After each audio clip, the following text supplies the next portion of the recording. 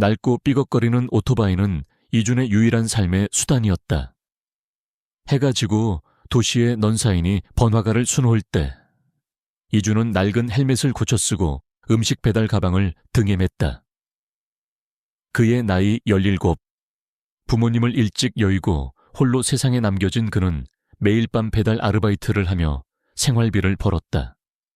희미한 달빛 아래 그의 그림자는 도시의 거대한 건물들 사이에 외롭게 드리워져 있었다. 오늘 저녁 식사는 간신히 벌어들인 돈으로 산 봉지라면 1개가 전부였다. 찬 바람이 얼굴을 때렸다. 이준은 오토바이를 세우고 낡은 건물들의 그림자가 드리워진 어두운 골목길로 들어섰다.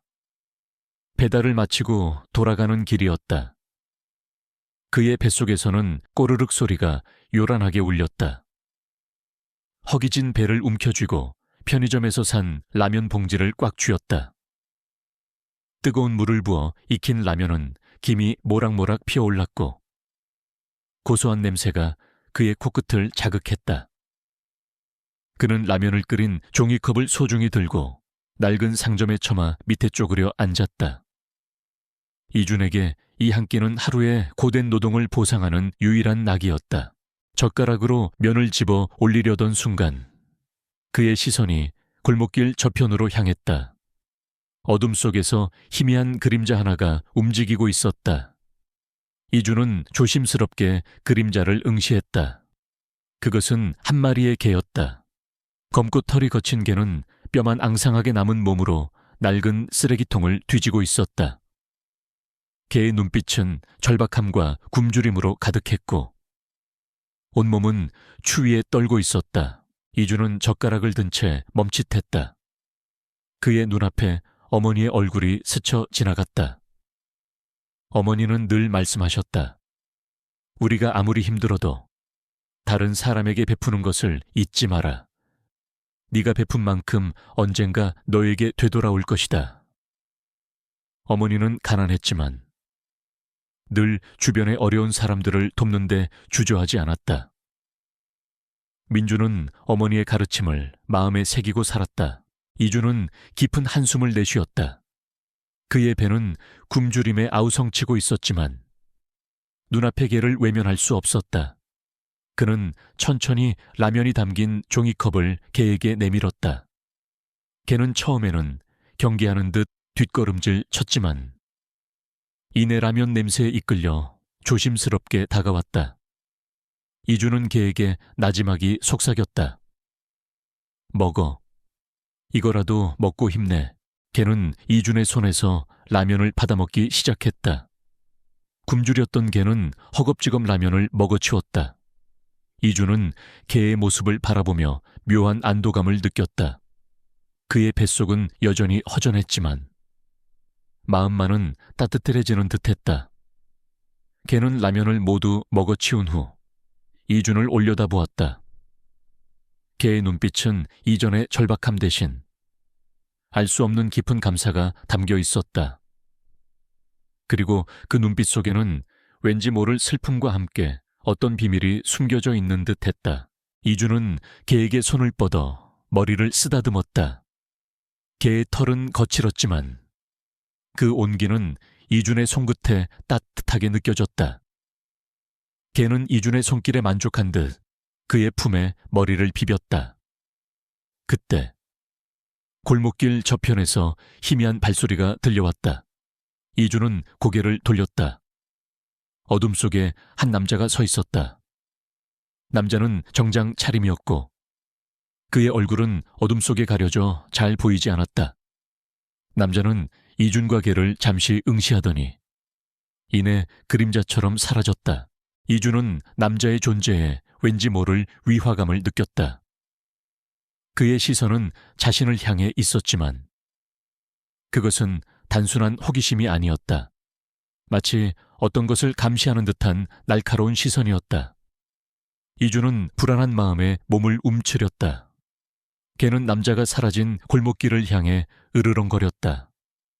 개의 반응은 이준의 불안감을 더욱 키웠다. 개는 이준의 곁을 떠나지 않았다. 이준이 오토바이를 타자 개는 그의 뒤를 따랐다. 이주는 개를 버려둘 수 없었다. 그는 개를 자신의 집으로 데려가기로 결심했다. 그의 집은 낡은 옥탑방이었다. 좁고 허름했지만 그에게는 유일한 안식처였다. 집에 도착한 이주는 개에게 따뜻한 물을 주고 낡은 담요를 깔아주었다. 개는 조용히 담요 위에 앉아 이준을 바라보았다. 이주는 개의 눈빛에서 묘한 평온함을 느꼈다. 그는 개에게 운명이라는 이름을 붙여주었다. 길에서 우연히 만난 이 개의 존재가 그의 삶에 어떤 변화를 가져올지 알 수 없었지만 이주는 그에게 운명적인 이끌림을 느꼈다. 그날 밤 이주는 운명과 함께 잠이 들었다. 차가운 옥탑방이었지만 운명의 따뜻한 온기 때문에 이주는 오랜만에 편안한 잠을 잘 수 있었다. 꿈속에서 그는 이상한 광경을 보았다. 화려하고 거대한 저택, 그리고 그 안에서 웃고 있는 한 가족. 행복한 웃음소리가 울려 퍼졌지만 이내 섬광처럼 불길한 검은 그림자가 드리워졌다. 비명소리와 함께 모든 것이 사라졌다. 그리고 그 속에서 한 마리의 개가 절규하듯 짖고 있었다. 이주는 숨을 헐떡이며 잠에서 깨어났다. 온몸이 땀으로 젖어 있었지만 그의 눈빛은 흔들림 없었다. 꿈은 너무나도 생생했고 마치 현실처럼 느껴졌다. 이주는 운명을 바라보았다. 운명은 그의 옆에 쪼그려 앉아 있었다. 운명의 눈빛은 꿈속의 개와 너무나도 닮아 있었다. 운명은 민준의 꿈을 공유하는 듯 했다. 운명은 그에게 어떤 비밀을 알려주려는 듯. 그의 눈을 똑바로 응시했다. 이주는 운명에게 손을 뻗어 머리를 쓰다듬었다. 운명의 털에서 따뜻한 온기가 느껴졌다. 이주는 운명의 눈을 들여다보았다. 운명의 눈빛 속에는 슬픔과 함께 어떤 간절한 염원이 담겨 있었다. 운명은 단순한 개가 아니었다. 운명은 그에게 어떤 메시지를 전달하려는 신비로운 존재였다. 다음 날 아침, 이주는 운명과 함께 배달을 나섰다. 평소와 다름없는 하루였지만 그의 마음은 복잡했다. 꿈속의 저택과 사라진 가족, 그리고 운명의 알 수 없는 능력, 이 모든 것이 그의 삶에 어떤 변화를 가져올지 알 수 없었다. 이주는 배달을 마친 후 골목길을 걷고 있었다. 그때 그의 눈에 익숙한 뒷모습이 들어왔다. 어젯밤 그를 응시했던 정장 차림의 남자였다. 남자는 이준의 시선을 느낀 듯 고개를 돌려 그를 바라보았다. 남자의 얼굴은 차갑고 냉철했다. 그는 이준에게 의미심장한 미소를 지으며 사라졌다. 이준은 남자의 시선에서 알 수 없는 위협을 느꼈다. 남자는 누구일까? 왜 자신을 지켜보고 있는 걸까? 그리고 그의 미소는 무엇을 의미하는 걸까? 이준은 불안한 마음에 운명을 품에 안았다. 운명은 이준의 품에서 조용히 그를 지켜보았다.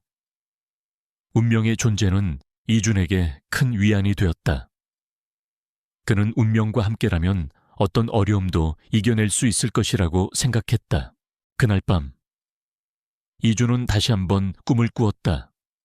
꿈속에서 그는 거대한 저택 안에 서 있었다. 저택 안에는 많은 사람들이 모여 있었고 그들은 어떤 계약서에 서명하고 있었다. 계약서는 빛을 뿜어내고 있었고 그 빛은 사람들의 얼굴을 비췄다. 이주는 그 빛 속에서 한 남자의 얼굴을 보았다. 그는 바로 낮에 자신을 지켜보았던 정장 차림의 남자였다. 남자는 비열하게 웃고 있었고 그의 손에는 계약서가 들려 있었다. 그리고 그 계약서 뒤에는 불길한 검은 그림자가 드리워져 있었다. 그림자는 이준에게 어떤 위험을 경고하는 듯했다. 이준은 숨을 헐떡이며 잠에서 깨어났다. 그의 심장은 격렬하게 뛰고 있었다. 꿈은 너무나도 생생했고 마치 현실처럼 느껴졌다. 이주는 운명을 바라보았다. 운명은 그의 옆에서 조용히 그를 지켜보고 있었다. 운명의 눈빛은 이준에게 어떤 메시지를 전달하려는 듯 그의 눈을 똑바로 응시했다.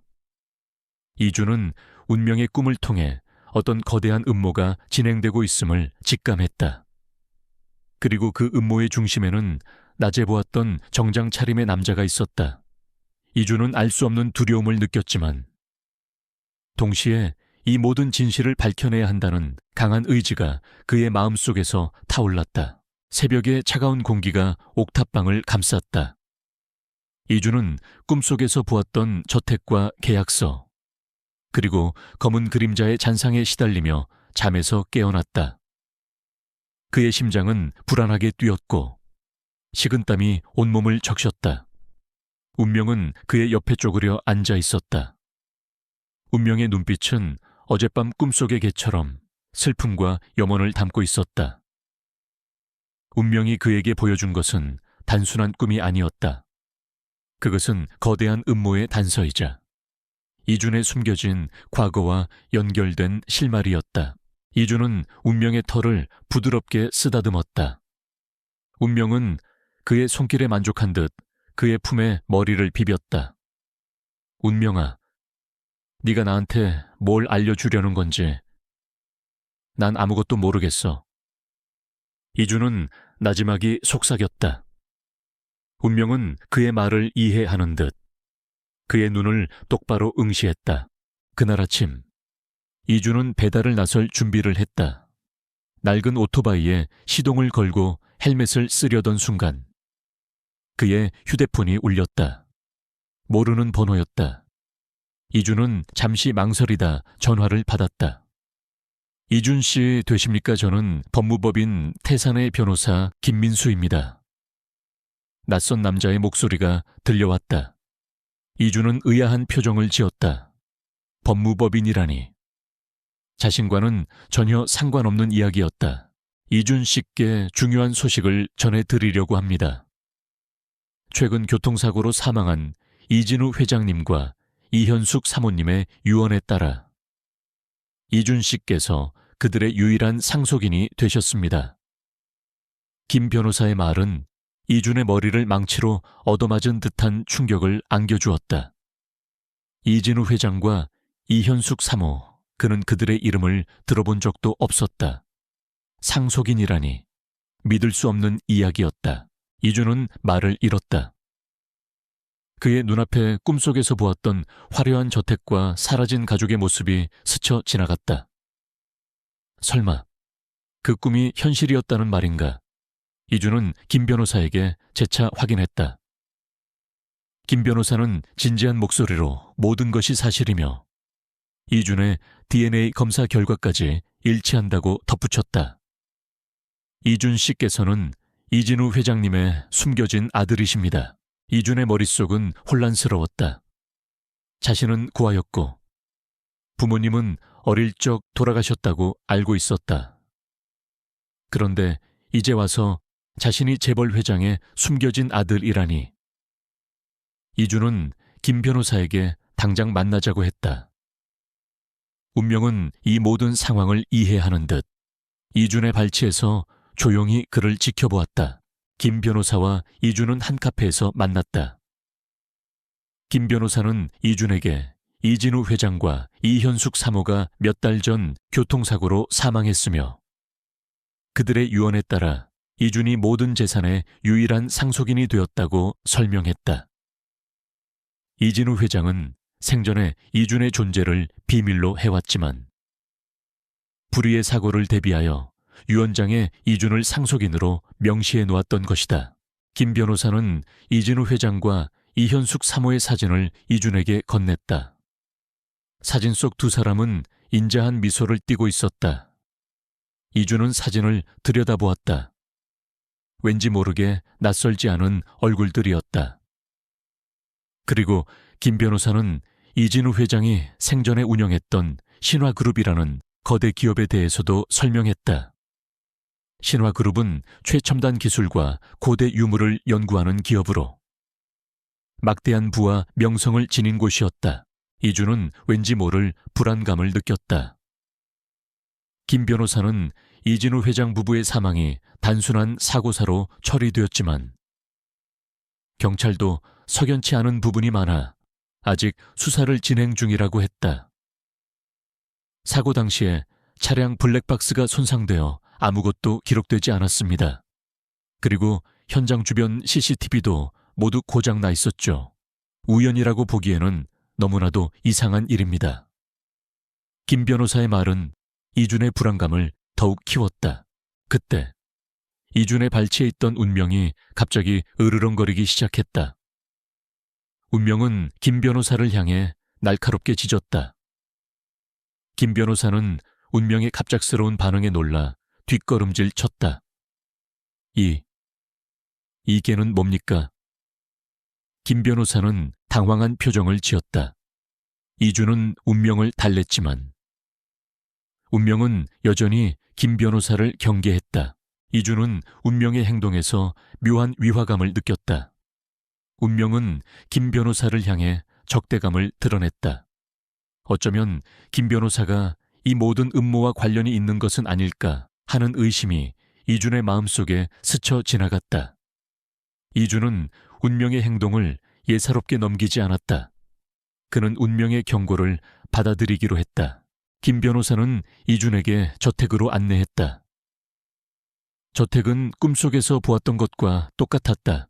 웅장하고 화려했지만 왠지 모를 어둠과 고독이 감돌았다.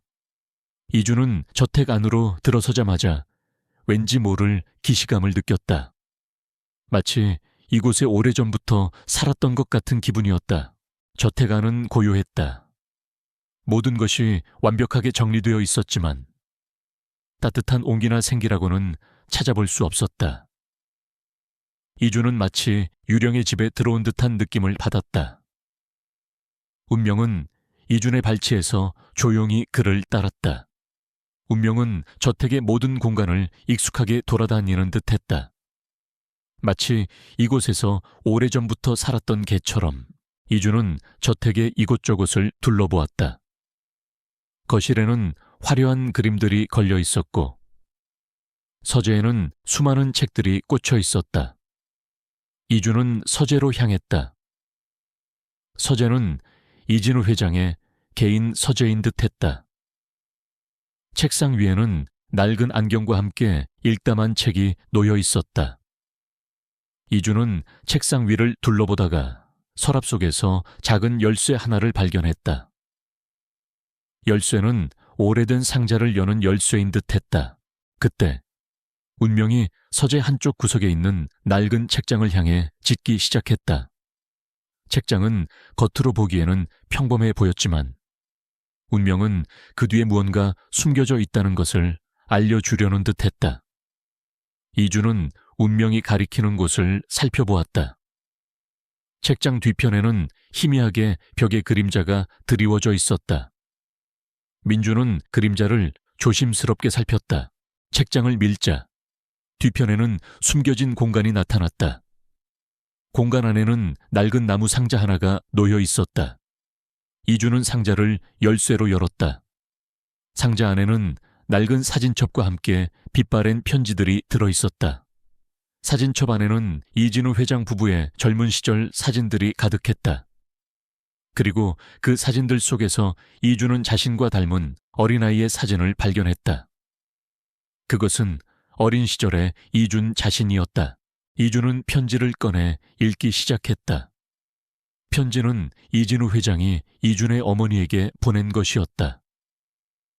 편지 속에는 이진우 회장이 이준의 어머니를 진심으로 사랑했고 이준을 아들로 인정한다는 내용이 담겨 있었다. 하지만 이진우 회장은 자신의 신분 때문에 이준의 존재를 세상에 드러낼 수 없었다. 그는 이준과 이준의 어머니를 위험으로부터 지키기 위해 비밀리에 생활하도록 했고 뒤에서 그들을 후원해 왔던 것이다. 이준은 편지를 읽어 내려가면서 눈물을 흘렸다. 그는 자신이 부모에게 버려진 줄 알았지만 사실은 아니었다. 부모님은 자신을 진심으로 사랑했고 자신을 지키기 위해 모든 것을 희생했던 것이다. 이주는 운명을 품에 안았다. 운명은 그의 눈물을 핥아주며 그를 위로하는 듯했다. 운명은 이 모든 진실을 알고 있었던 것이다. 이주는 사진첩을 넘기다가 한 사진 앞에서 멈췄다.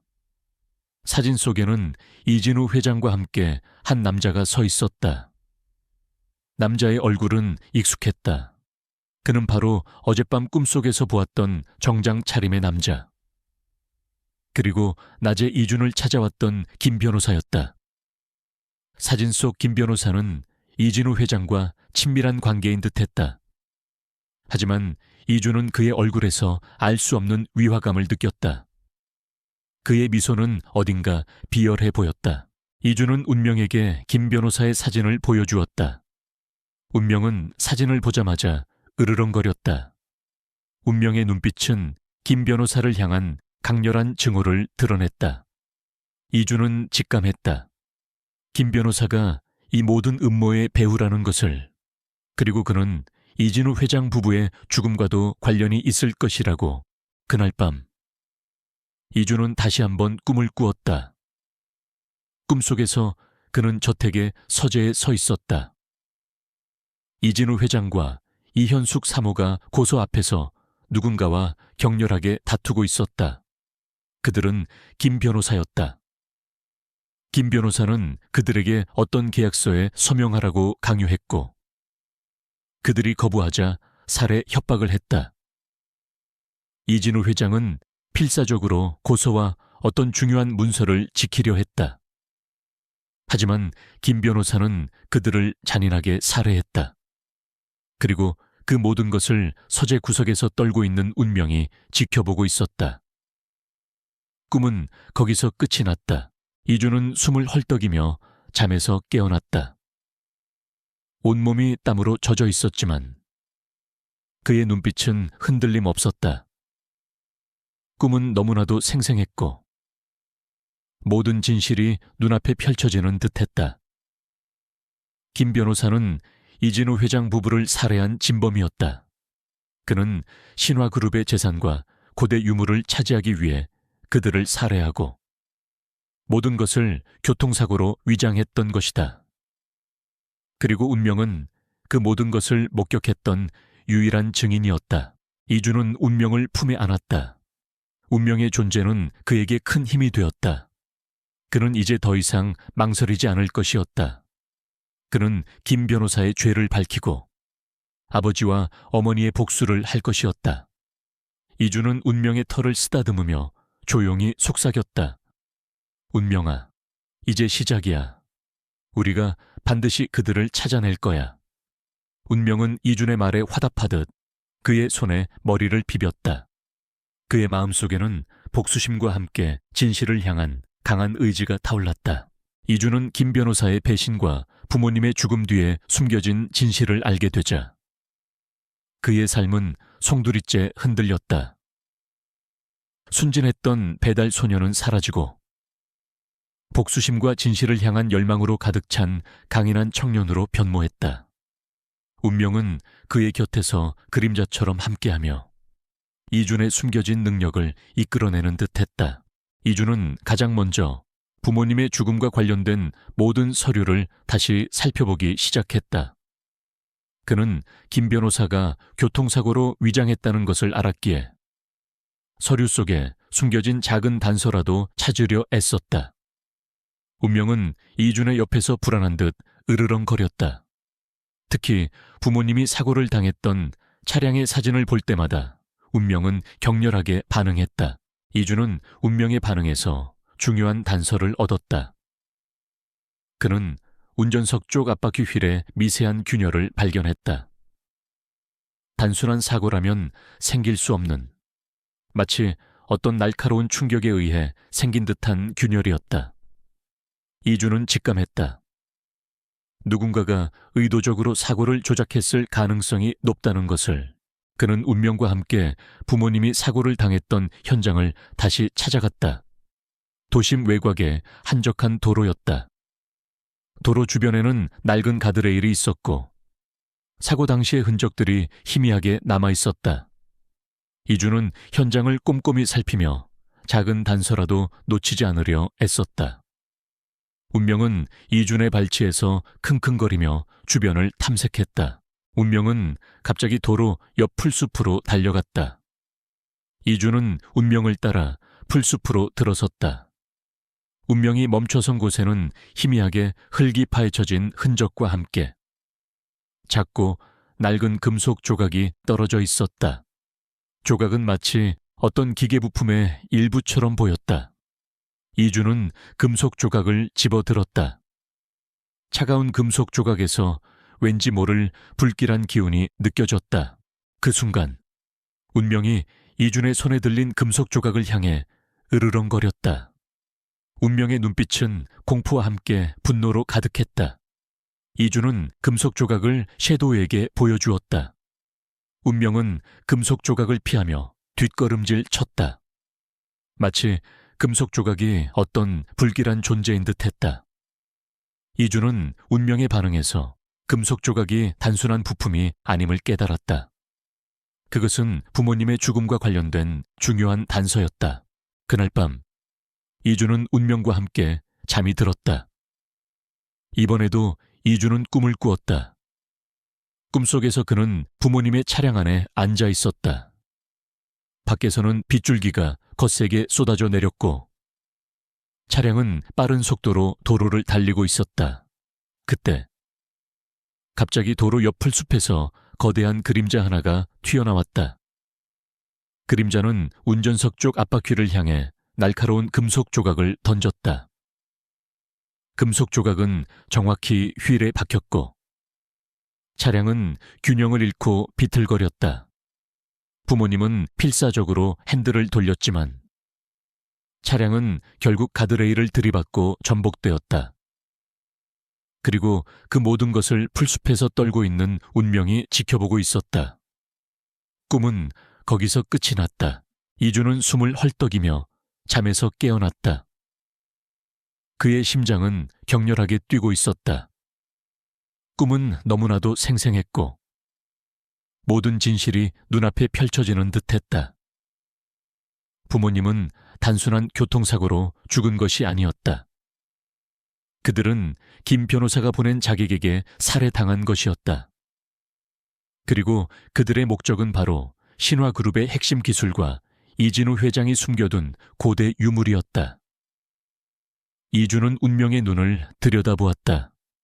운명의 눈빛은 이준에게 모든 진실을 알려주려는 듯 그의 눈을 똑바로 응시했다. 이준은 운명을 품에 안았다. 운명의 존재는 그에게 큰 힘이 되었다. 그는 이제 더 이상 망설이지 않을 것이었다. 그는 김 변호사의 죄를 밝히고 아버지와 어머니의 복수를 할 것이었다. 이준은 운명의 털을 쓰다듬으며 조용히 속삭였다. 운명아, 고마워. 이제 알겠어. 내가 뭘 해야 하는지. 그는 김 변호사를 주시하기 시작했다. 김 변호사는 이진우 회장 사망 후 신화그룹의 법무팀을 총괄하며 그룹의 핵심 기술과 유물들을 자신의 통제 아래 두려하고 있었다. 이준은 신화그룹의 내부 고발자들을 찾아 나섰다. 다행히 신화그룹 내부에는 김 변호사의 탐욕과 비리를 고발하려는 사람들이 있었다. 그들은 김 변호사의 압력에 시달리던 전직 연구원 최 박사와 이진우 회장의 오랜 비서였던 한 비서였다. 최 박사는 김 변호사가 이진우 회장의 첨단 기술을 빼돌려 불법적으로 이용하려 했으며 그 과정에서 이진우 회장이 반대하자 그를 살해했다고 폭로했다. 최 박사는 이진우 회장이 죽기 전 자신에게 핵심 기술이 담긴 자료와 고대 유물의 비밀에 대한 단서를 숨겨두었다고 했다.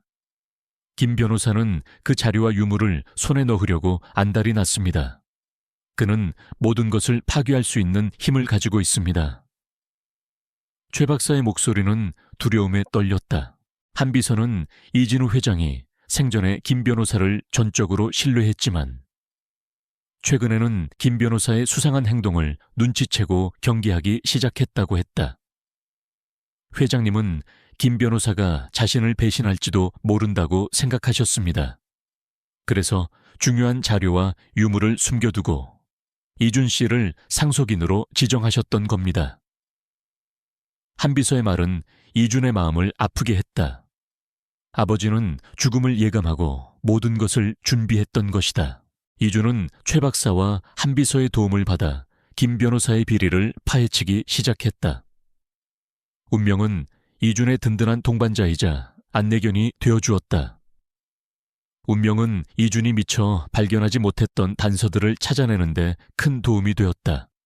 운명은 김 변호사의 냄새를 맡고 특정 방향으로 이끌었고, 이준은 그 뒤를 따랐다.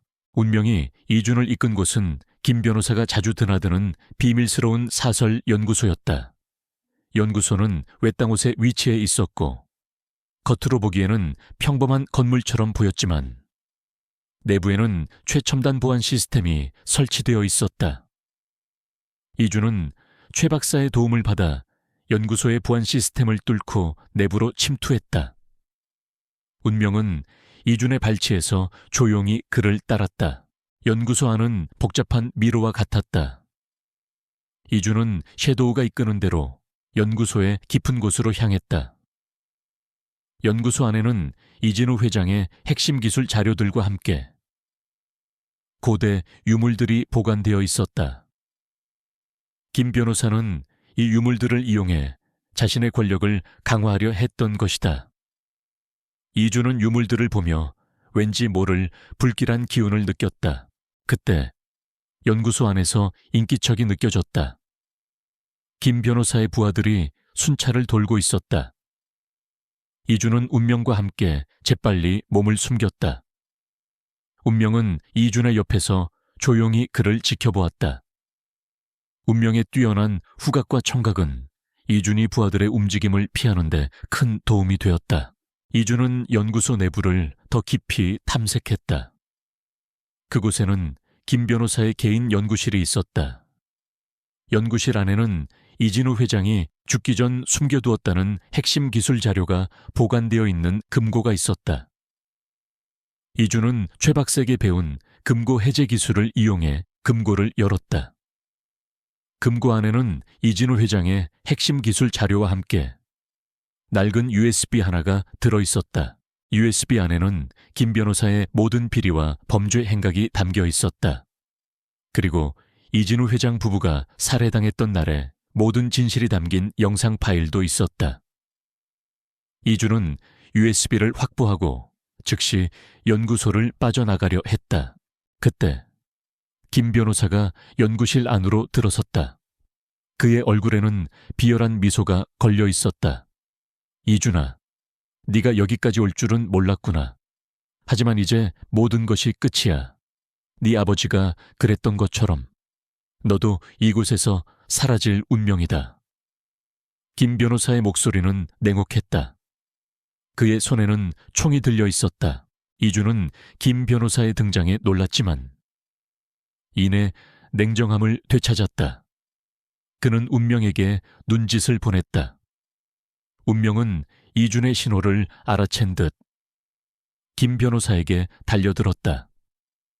운명은 맹렬하게 짖으며 김 변호사의 팔을 물어뜯었다. 김 변호사는 운명의 공격에 당황했지만 이내 운명을 뿌리쳤다. 빌어먹을 짐승 감히 나를 방해하다니. 김 변호사는 운명을 향해 총을 겨눴다. 이준은 운명을 보호하려는 듯 김 변호사에게 달려들었다.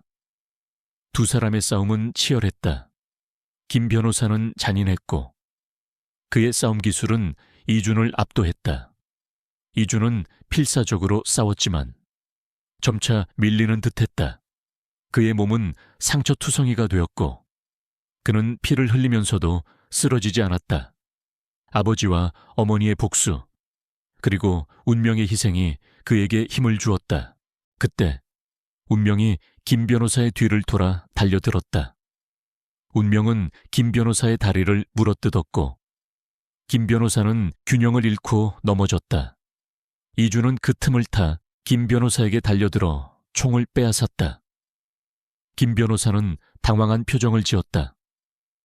그는 더 이상 냉혹한 두목이 아니었다. 그의 얼굴에는 공포와 함께 분노가 뒤섞여 있었다. 이주는 김 변호사를 향해 총을 겨눴다. 그의 손은 떨렸지만 그의 눈빛은 흔들림 없었다. 그는 이제 김 변호사의 죄를 밝히고 모든 것을 끝낼 수 있었다. 운명은 이준의 옆에 쪼그려 앉아 있었다. 운명의 눈빛은 이준에게 진실을 밝히라고 재촉하는 듯했다. 이준은 김 변호사를 향해 총을 겨누며 외쳤다. 당신은 모든 것을 잃게 될 거야. 내가 부모님의 복수를 할 것이다. 연구실에 긴장감이 감돌았다. 이준은 김 변호사를 향해 총을 겨누었고 운명은 이준의 발치에서 낮게 으르렁거렸다. 김 변호사의 얼굴에는 공포와 함께 체념이 뒤섞여 있었다. 그는 더 이상 냉혹한 사업가가 아니었다. 그의 눈빛은 흔들렸고 몸은 경련을 일으켰다. 이준은 그의 눈을 똑바로 쳐다보며 지난날의 고통을 떠올렸다. 당신은 모든 것을 잃게 될 거야. 내가 부모님의 복수를 할 것이다. 이준의 목소리는 분노로 가득했지만 그의 손은 떨리고 있었다. 그는 생전 처음으로 사람을 향해 총을 겨누는 상황에 처해 있었다. 김 변호사는 피식 웃었다. 그의 웃음소리는 공허하고 비열했다. 복수 하찮은 배달부 주제에 감히 내게 복수하겠다고 네 부모가 숨겨둔 고대 유물만 내게 넘어왔더라면 이런 일은 없었을 거야. 김 변호사의 말은 이준의 마음을 다시 한번 후벼 팠다. 그들은 정말 유물 때문에 부모님을 죽인 것이었다. 그들의 탐욕은 끝이 없었다. 그때 연구실 문이 활짝 열리고 김 변호사의 부하들이 들이닥쳤다. 그들은 총을 들고 있었고 이준을 향해 겨눴다. 이준은 순식간에 포위되었다. 운명은 이준을 보호하려는 듯 그의 몸을 감쌌다. 이준아, 네가 똑똑하다고 생각했나 보지 하지만 세상은 그렇게 단순하지 않아. 힘이 모든 것을 결정하는 법이지. 김 변호사의 목소리는 승리감에 차 있었다. 그는 이준에게서 총을 빼앗고 운명을 발로 차버렸다. 운명은 고통스러운 신음소리를 내며 쓰러졌다. 이준은 운명의 모습을 보고 분노가 치솟았다. 운명아, 이준은 운명을 향해 달려들려 했지만 부하들이 그를 붙잡았다. 김 변호사는 비열하게 웃으며 이준의 멱살을 잡았다. 네 부모처럼 너도 여기서 비참하게 죽게 될 거야. 아무도 너의 죽음을 알지 못할 것이다. 그는 이준의 얼굴에 침을 뱉었다. 그 순간 운명이 다시 일어섰다. 운명의 눈빛은 김 변호사를 향한 강렬한 증오로 불타올랐다. 운명은 고통스러운 몸을 이끌고 김 변호사에게 달려들었다. 운명은 맹렬하게 짖으며 김 변호사의 다리를 물어뜯었다. 김 변호사는 운명의 갑작스러운 공격에 놀라 비명을 질렀다. 그의 다리에서는 피가 흘러내렸다. 운명은 김 변호사를 놓아주지 않았다. 김 변호사는 운명을 뿌리치려 발버둥 쳤지만 운명은 끈질기게 그를 물고 늘어졌다. 그 틈을 타 이준은 부하들의 손에서 벗어나 김 변호사에게 달려들었다. 이준은 김 변호사를 제압하고 그의 손에서 총을 빼앗았다. 부하들은 운명의 공격과 이준의 방역에 당황하여 제대로 움직이지 못했다. 이준은 총을 들고 부하들을 향해 겨눴다. 움직이지 마, 한 발자국이라도 움직이면 쏜다. 이준의 목소리는 단호했다. 부하들은 이준의 위협에 멈칫했다. 이준은 김 변호사의 멱살을 잡고 그를 일으켜 세웠다. 이제 당신 차례야. 당신이 저지른 모든 죄를 세상에 밝힐 것이다. 김 변호사는 비웃었다. 네가 감히 나는 이 나라의 법을 쥐락펴락하는 사람이야. 네가 가진 증거 따위는 아무것도 아니야. 나는 곧 풀려날 것이고 너는 다시 하찮은 배달부로 돌아갈 것이다. 김 변호사는 자신의 권력과 재력을 믿고 오만하게 굴었다. 이주는 김 변호사의 말을 듣고 분노가 치밀었지만 침착함을 유지했다. 그는 자신의 품속에 숨겨둔 USB를 꺼냈다. USB 안에는 김 변호사의 모든 비리와 범죄 행각이 담겨 있었다. 그리고 부모님이 살해당했던 날의 모든 진실이 담긴 영상 파일도 있었다. 이주는 USB를 김 변호사의 얼굴에 들이밀었다. 이게 아무것도 아니라고. 당신이 부모님을 죽이는 모든 순간이 여기에 담겨 있어. 그리고 이 모든 것이 언론에 공개될 것이다. 김 변호사의 얼굴에서 미소가 사라졌다. 그의 눈빛은 공포로 가득했다. 그는 이준의 손에 들린 USB를 빼앗으려 했지만 이준은 재빨리 피했다. 이건 당신의 파멸을 의미하는 거야. 이준의 목소리는 싸늘했다. 그때 연구실 천장에서 굉음이 울렸다. 김 변호사가 고대 유물을 불법적으로 사용했기 때문이었다. 연구실은 붕괴 직전의 상태였다.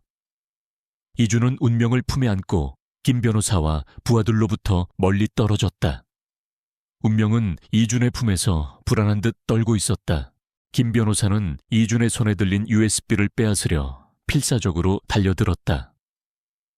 그는 자신의 파멸을 막기 위해 모든 것을 걸었다. 이준은 김 변호사의 공격을 피하며 USB를 지키려 애썼다. 두 사람의 싸움은 무너져가는 연구실 안에서 치열하게 이어졌다. 천장에서 거대한 바위 조각들이 떨어져 내렸다. 연구실은 순식간에 폐허로 변해갔다. 이준은 운명을 품에 안고 마지막 힘을 다해 도망쳤다. 김 변호사는 이준을 뒤쫓아 달려들었지만 그의 발밑에서 바닥이 무너져 내렸다. 김 변호사는 비명을 지르며 어둠 속으로 사라졌다. 그의 탐욕과 악행은 결국 그 자신을 파멸로 이끌었다. 연구실이 완전히 무너져 내리자 숲은 다시 고요해졌다. 이준은 운명을 품에 안고 무너진 잔해 속에서 겨우 몸을 일으켰다. 그의 몸은 만신창이가 되어 있었지만 그의 눈빛은 흔들림 없었다. 그는 부모님의 복수를 했고 세상을 위협하던 악의 뿌리를 뽑아냈다. 모든 것이 끝났다. 멀리서 경찰차 사이렌 소리가 들려왔다. 최 박사와 한 비서가 경찰에 신고한 것이 분명했다. 이준은 운명을 품에 안고 무너진 연구소를 빠져나왔다. 밤하늘에는 여전히 달빛이 밝게 빛나고 있었다. 운명은 이준의 품에서 조용히 그를 지켜보았다. 운명의 눈빛은 이제 더 이상 슬픔이나 공포가 아닌 평화와 안도감으로 가득했다. 이준은 병원으로 옮겨져 치료를 받았다. 다행히 심각한 부상은 없었지만 깊은 피로와 정신적인 충격이 그를 덮쳤다. 최 박사와 한 비서가 병원으로 찾아왔다. 그들은 이준의 무사함에 안도하며 그를 위로했다. 정말 수고 많았어. 네 덕분에 모든 진실이 밝혀졌어. 최 박사의 목소리는 감격으로 떨렸다. 이준은 김 변호사의 모든 비리를 담은 USB를 경찰에 넘겼다. 언론은 이 사건을 대서특필했고 국민들은 충격에 휩싸였다. 재벌 회장의 숨겨진 아들이 부모님의 죽음 뒤에 숨겨진 진실을 밝혀내고 거대 기업의 비리를 폭로했다는 이야기는 전설처럼 퍼져나갔다. 이준은 하루아침에 영웅이 되었지만 그는 그러한 관심이 부담스러웠다. 그는 단지 부모님의 복수를 하고 싶었을 뿐이었다.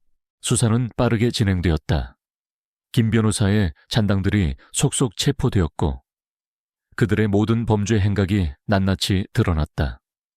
그들은 고대 유물을 불법적으로 거래하고 이진우 회장의 핵심 기술을 빼돌려 막대한 부를 축적하려 했다. 그들의 탐욕은 끝이 없었다. 하지만 이준과 운명의 용기 있는 행동으로 모든 것이 백일에 드러났다. 재판이 시작되고 김 변호사의 부하들은 자신들의 죄를 낱낱이 고백했다. 이주는 법정에 앉아 재판 과정을 지켜보면서 복잡한 감정에 휩싸였다. 그는 부모님의 복수를 이루었지만 동시에 오랜 시간 동안 자신을 짓눌렀던 슬픔과 상실감이 다시금 밀려왔다. 그는 운명의 존재가 그에게 큰 위안이 된다는 것을 깨달았다. 운명은 그의 곁을 지키며 그에게 말없이 힘을 주었다. 재판이 끝난 후 이주는 신화그룹의 모든 재산을 상속받았다. 그는 더 이상 가난한 배달 소년이 아니었다. 하지만 그는 자신의 부를 개인적인 이익을 위해 사용하지 않았다. 그는 신화그룹의 투명한 운영을 위해 노력했고 부모님의 뜻을 이어받아 사회에 기여하기로 결심했다. 그는 운명과 함께 새로운 삶을 시작했다. 그의 삶은 이제 과거의 아픔을 넘어 사랑과 치유, 그리고 희망으로 가득 채워질 것이었다. 김 변호사의 몰락과 함께 이준의 삶은 새로운 국면을 맞이했다. 그는 더 이상 외롭고 가난한 배달 소년이 아니었다. 거대한 신화그룹의 상속자로서 그는 부모님의 뜻을 이어받아 그룹을 올바른 길로 이끌어야 할 책임감을 느끼게 되었다. 그리고 그 옆에는 언제나 운명이 그림자처럼 함께했다. 운명은 단순한 애완동물을 넘어 이준에게 진정한 가족이자 삶의 동반자가 되었다. 이준은 신화그룹의 경영을 맡기 전 먼저 부모님의 죽음과 관련된 모든 자료를 꼼꼼히 검토했다. 김 변호사가 빼돌리려 했던 핵심 기술과 고대 유물에 대한 정보는 이준에게 새로운 충격을 안겨주었다. 이진우 회장은 단순한 사업가가 아니었다. 그는 미래 기술과 고대 문명의 지식을 결합하여 인류에게 이로운 기술을 개발하려 했던 진정한 과학자이자 선구자였다. 하지만 김 변호사는 이 모든 것을 자신의 탐욕을 채우는 데 이용하려 했던 것이다. 이주는 신화그룹 내부의 김 변호사 잔당들을 숙청하고 투명하고 윤리적인 경영 시스템을 구축하기 시작했다. 그는 부모님의 뜻을 이어받아 신화그룹을 기술 개발과 사회 공헌에 앞장서는 기업으로 만들겠다고 선언했다. 그의 진정성 있는 모습은 그룹 임직원들에게 깊은 감동을 주었고 그들은 이준을 전적으로 지지했다. 운명은 이준이 신화그룹을 경영하는 동안에도 그의 곁을 떠나지 않았다. 회의실에서도 연구실에서도 운명은 이준의 발치에 쪼그려 앉아 조용히 그를 지켜보았다. 운명의 존재는 이준에게 큰 위안과 힘이 되었다. 그는 운명을 통해 부모님의 사랑과 지혜를 다시 한번 느끼는 듯했다. 이준은 신화그룹의 자금으로 유기견 보호소를 설립하고 불우한 이웃을 돕는 자선사업에도 적극적으로 나섰다. 그는 자신의 과거를 잊지 않았고 자신이 겪었던 어려움을 다른 사람들도 겪지 않도록 돕고 싶었다. 그의 따뜻한 마음과 진정성 있는 행동은 많은 사람들에게 감동을 주었다. 하지만 이준의 삶이 마냥 평온하지만은 않았다. 김 변호사는 비록 구속되었지만 그의 배후에는 여전히 거대한 세력이 존재한다는 것을 이준은 직감했다. 김 변호사의 마지막 말, 밤의 그림자는 결코 사라지지 않을 거야는 이준의 마음속에 늘 불안감으로 남아있었다. 이준은 이 모든 배후 세력을 완전히 뿌리 뽑아야만 진정한 평화를 찾을 수 있을 것이라고 생각했다. 어느 날, 이준은 신화그룹의 새로운 연구개발 프로젝트를 진행하던 중 과거 부모님이 연구했던 자료들 속에서 의문의 암호를 발견했다. 암호는 고대 문자로 이루어져 있었고 이진우 회장의 필체로 쓰여 있었다. 이준은 암호를 해독하기 위해 고대 문자 전문가들을 찾아 나섰다. 운명은 이준의 옆에서 불안한 듯 으르렁거렸다. 운명은 이 암호가 어떤 위험한 비밀을 담고 있다는 것을 알려주려는 듯했다. 여러 전문가를 만난 끝에 이준은 마침내 암호를 해독하는 데 성공했다. 암호는 이진우 회장이 밤의 그림자 조직의 진정한 두목에 대해 기록해 둔 것이었다. 두목은 사회의 높은 곳에 숨어 있었고 그의 정체는 상상조차 할 수 없는 인물이었다. 그는 바로 이진우 회장의 오랜 친구이자 동업자였던 강 회장이었다. 강 회장은 겉으로는 자선 사업가이자 존경받는 기업가로 알려져 있었지만 사실 그는 밤의 그림자의 진정한 배후였고 김 변호사를 조종하여 이진우 회장 부부를 살해했던 장본인이었다. 이준은 충격을 금치 못했다. 강 회장은 이진우 회장의 가장 친한 친구였고 이준도 어릴 적부터 그를 친척처럼 따랐던 사람이었다. 그의 선량한 미소 뒤에 그토록 잔혹한 악마가 숨어 있었다니. 이준은 배신감에 몸서리쳤다. 운명은 이준의 얼굴을 핥으며 그를 위로하는 듯했다.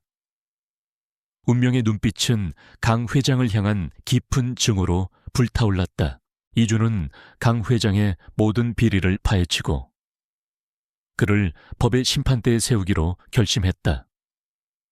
그는 최 박사와 한 비서에게 강 회장의 실체를 알리고 도움을 요청했다. 최 박사와 한 비서는 강 회장이 이진우 회장에게 접근했던 이유가 신화그룹의 핵심 기술과 고대 유물을 빼돌리기 위함이었다고 폭로했다. 강 회장은 이진우 회장을 이용해 자신의 검은 야망을 채우려 했던 것이다. 이준은 강 회장의 비자금 조성 내역과 불법적인 고대 유물 밀거래 증거를 수집하기 시작했다. 그는 운명과 함께 강 회장의 뒤를 밟았다. 운명은 강 회장의 냄새를 맡자마자 으르렁거렸고 강 회장의 움직임 하나하나에 촉각을 곤두세웠다. 운명은 강 회장이 은밀하게 접촉하는 사람들과 그들의 비밀 아지트를 찾아내는데 결정적인 역할을 했다.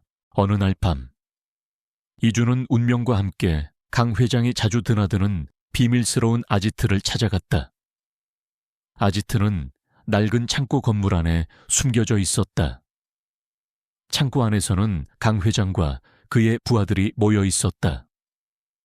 그들은 고대 유물들을 놓고 은밀한 거래를 하고 있었다. 강 회장은 유물들을 보며 비열하게 웃었다. 이 유물들만 있으면 우리는 세상을 지배할 수 있어. 아무도 우리를 막을 수 없을 거야. 그의 눈빛은 탐욕으로 가득했다. 이준은 운명과 함께 창고 안으로 몰래 침투했다. 그는 강 회장의 비리 증거들을 확보하기 위해 노력했다. 운명은 이준의 발치에서 조용히 그를 따랐다. 운명의 뛰어난 후각과 청각은 이준이 부하들의 눈을 피해 움직이는데 큰 도움이 되었다. 이준은 강 회장이 숨겨둔 비밀 금고를 발견했다. 금고 안에는 강 회장의 비자금 장부와 함께 고대 유물 밀거래와 관련된 모든 증거들이 담겨 있었다. 이준은 금고에서 증거들을 확보하고 즉시 창고를 빠져나가려 했다. 그때 강 회장이 이준의 존재를 눈치챘다. 이준아, 네가 감히 여기까지 오다니 내 아버지를 죽인 것처럼 너도 여기서 사라지게 될 것이다. 강 회장의 목소리는 분노로 가득했다. 그의 손에는 총이 들려 있었다. 이준은 강 회장의 등장에 놀랐지만 이내 냉정함을 되찾았다. 그는 운명에게 눈짓을 보냈다. 운명은 이준의 신호를 알아챈 듯 강 회장에게 달려들었다. 운명은 맹렬하게 짖으며 강 회장의 팔을 물어뜯었다. 강 회장은 운명의 공격에 당황했지만 이내 운명을 뿌리쳤다. 빌어먹을 짐승 감히 나를 방해하다니. 강 회장은 운명을 향해 총을 겨눴다. 이준은 운명을 보호하려는 듯 강 회장에게 달려들었다. 두 사람의 싸움은 치열했다. 강 회장은 잔인했고 그의 싸움 기술은 이준을 압도했다. 이준은 필사적으로 싸웠지만 점차 밀리는 듯했다. 그의 몸은 상처투성이가 되었고 그는 피를 흘리면서도 쓰러지지 않았다. 부모님의 복수, 그리고 운명의 희생이 그에게 힘을 주었다. 그때 운명이 다시 한번 강 회장의 뒤를 돌아 달려들었다. 운명은 강 회장의 다리를 물어뜯었고 강 회장은 균형을 잃고 넘어졌다. 이주는 그 틈을 타 강 회장에게 달려들어 총을 빼앗았다. 강 회장은 당황한 표정을 지었다. 그는 더 이상 냉혹한 두목이 아니었다.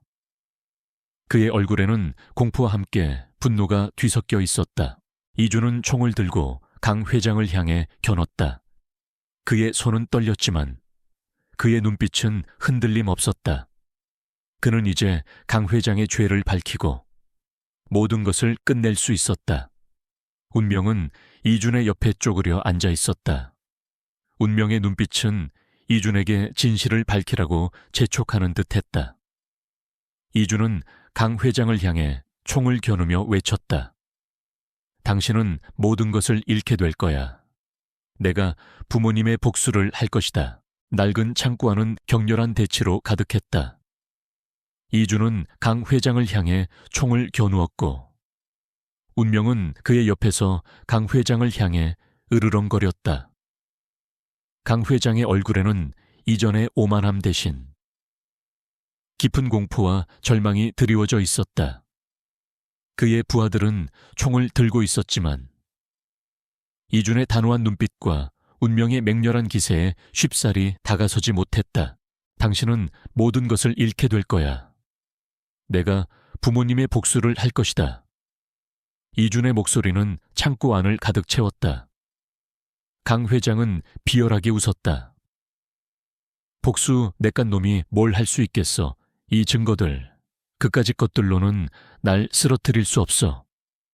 나는 이 사회의 가장 높은 곳에 있어. 내가 입만 열면 너는 물론이고 네 부모님의 명예까지도 땅에 떨어뜨릴 수 있어. 강 회장의 오만함은 이준의 분노를 더욱 자극했다.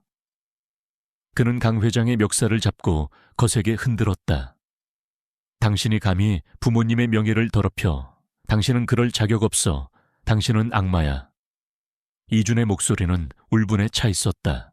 그 순간 강 회장의 부하들이 이준을 향해 달려들었다.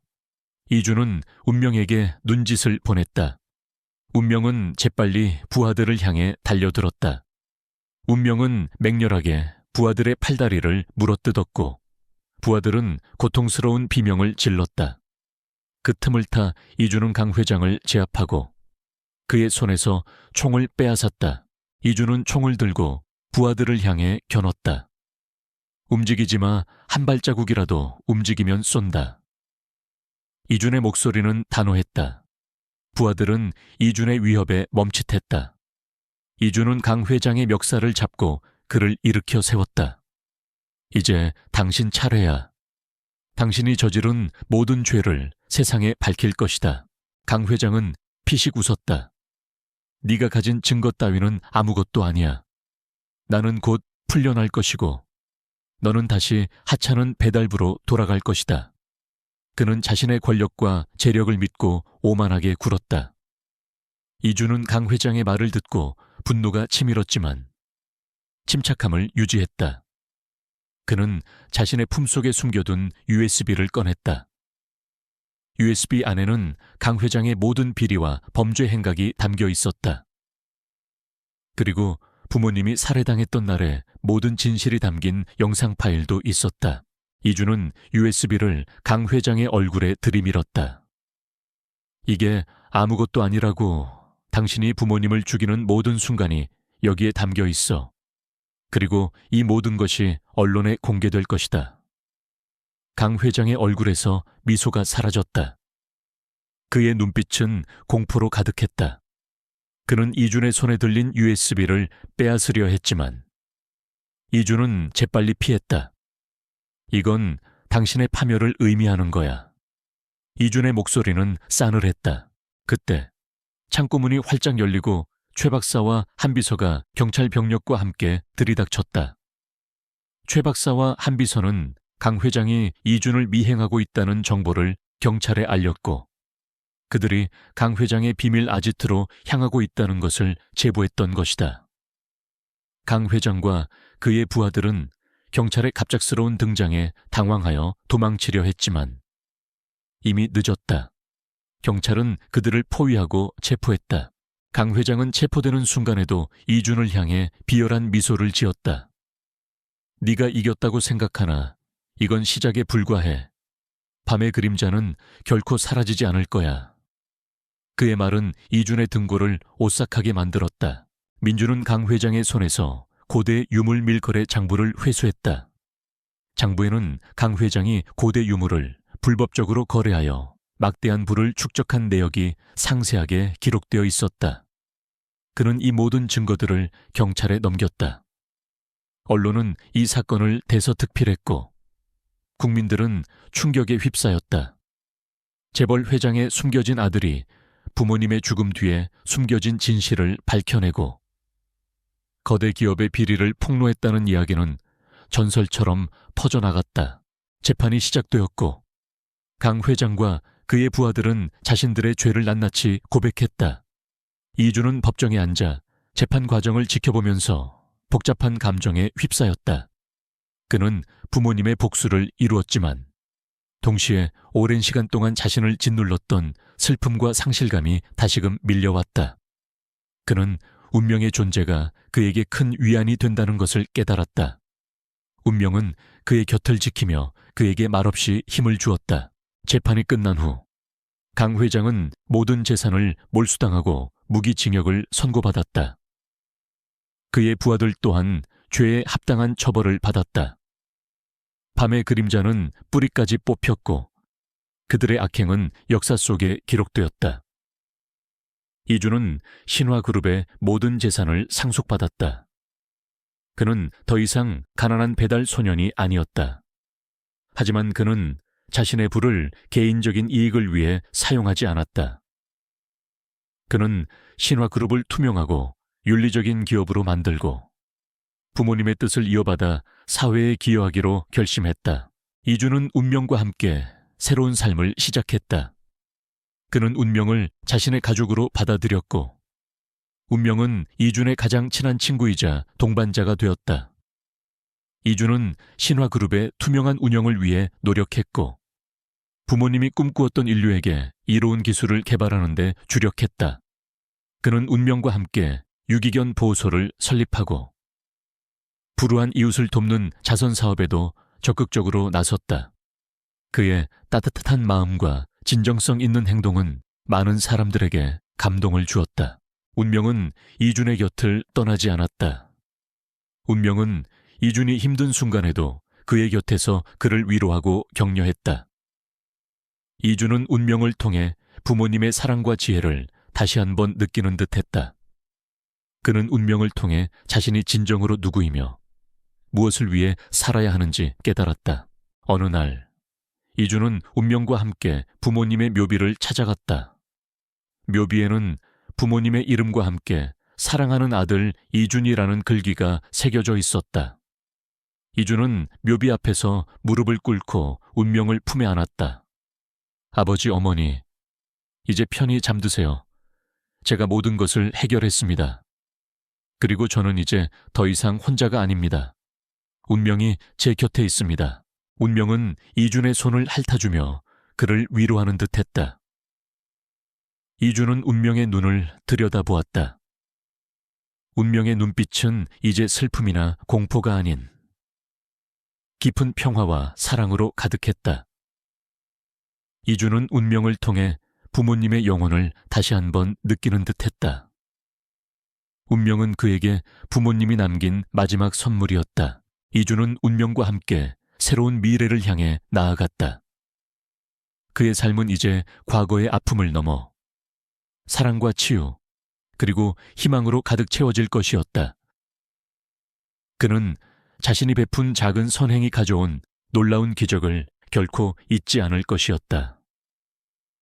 운명과의 만남은 그에게 단순한 행운이 아니었다. 그것은 그의 삶을 송두리째 바꾸어 놓은 운명적인 선물이었다. 이준과 운명은 함께 밝은 미래를 향해 나아갈 것이었다.